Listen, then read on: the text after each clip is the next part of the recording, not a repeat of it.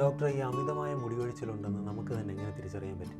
Daily എത്ര stand of hair, എത്ര മുടി, റൂട്ടോട് കൂടി എത്ര സ്ട്രാൻസ് ആണ് പോകുന്നതെന്നുള്ളത് ഒരു അസസ്മെൻറ്റ് നമുക്ക് തന്നെ വെക്കാൻ പറ്റും.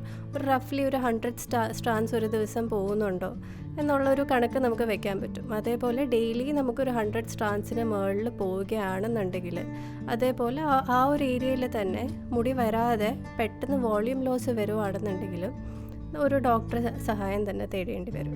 അതിന് ഇമ്പോർട്ടൻ്റ് ആയിട്ടുള്ള ട്രീറ്റ്മെൻറ്റ്സ് എന്തൊക്കെയാണെന്ന് പറയാം?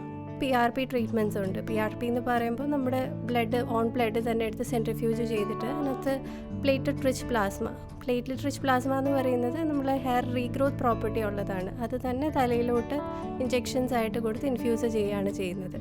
അതേപോലെ ലോ ലെവൽ ലേസർ തെറാപ്പി എന്ന് പറയും.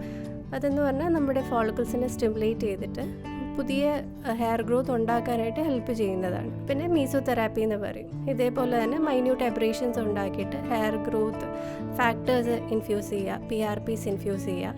അങ്ങനെ മൾട്ടിപ്പിൾ ഓപ്ഷൻസ് ഉണ്ട്.